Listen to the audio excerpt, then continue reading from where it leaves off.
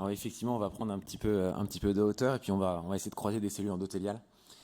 Bon, j'ai pas de conflit d'intérêt. Quand on parle de troubles de la réfraction d'altitude, il y a quelques histoires célèbres. Alors la plus classique, c'est celle du film Everest, où un docteur est resté coincé entre 7 et 8 000 parce qu'il est devenu subitement aveugle et on l'a laissé là. Il a réussi à survivre en passant une nuit en altitude et en fait, sa baisse d'acuité visuelle était due à un œdème de cornée relativement important sur une kératotomie radiaire qui avait entraîné une hypermétropisation importante à +6. Et ce docteur, le docteur Wezos, a survécu, mais a perdu ses deux mains. Donc on sait que sur les cornées opérées, l'altitude a des effets. On ne sait pas trop ce qui se passe sur des cornées saines. Les gens qui ont des cornées saines, il y a peu d'études. On sait juste qu'en tout cas, jusqu'à 5000 mètres, il ne se passe pas grand-chose. Mais au-delà, il doit forcément se passer quelque chose avec l'œdème et potentiellement donc, des baisses d'acuité visuelle relativement importantes. On sait que les gens qui ont des Fuchs décompensent leurs Fuchs en altitude, avec des cas qui ont déjà été publiés. Et donc, les baisses d'acuité visuelle qui sont rapportées par les alpinistes en haute altitude ont souvent été rapportées dues à une hypoxie rétinienne. Mais on peut se demander si ce n'est pas seulement la cornée qui provoque ça.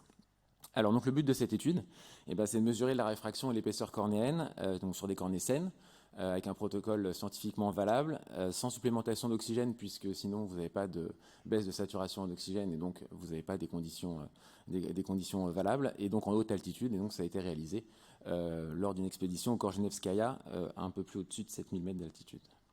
Donc le principe, ça a été de porter du matériel, donc un pachymètre, une saturation d'oxygène et un autoréfractomètre.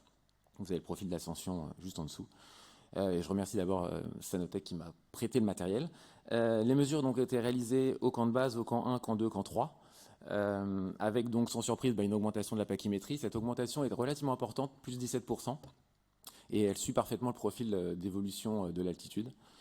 La saturation d'oxygène des participants, enfin des alpinistes, donc a bien diminué. Ça, on s'y attendait aussi vu qu'ils ne prennent pas d'oxygène. On avait une saturation qui descendait aux alentours de 80 à 85 mm de mercure à 6003. Et enfin, donc, la réfraction. On obtient donc un shift myopique qui apparaît à partir de 6300 mètres. Ce shift, il est relativement important, d'un peu plus d'une dioptrie, et il suit parfaitement les phases d'acclimatation avec les montées et redescentes en altitude.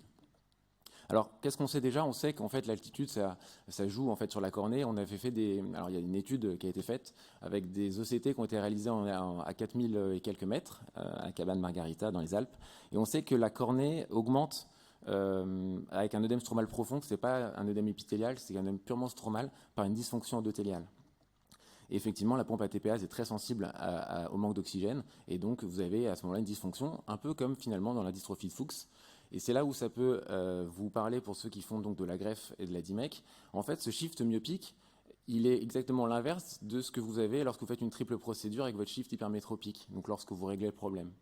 Et ça peut s'expliquer, alors en 3 minutes, je n'aurai pas le temps de vous l'expliquer, mais promis, optiquement, ça s'explique avec la modification de l'indice de réfraction et la modification de la face postérieure. Et donc, vous pouvez rétro-calculer la face postérieure des alpinistes à 6300 mètres et vous retrouvez effectivement exactement les mêmes modifications que lorsque vous prenez des patients qui ont une DIMEC et qui sont opérés en faisant le chemin inverse.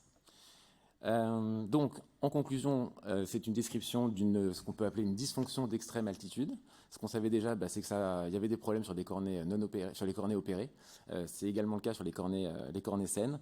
Que ça a une explication parfaitement optique et physiologique et que c'est finalement un modèle in vivo, alors un peu compliqué, mais parfaitement réversible de décompensation de Fuchs. J'en profite juste pour remercier les 12 alpinistes qui ont participé à cette expédition et puis le Guinness Book qui m'a accordé une mesure de record pour cette présentation. Je vous remercie. Bravo, bravo. On atteint des sommets dans la physiopathologie.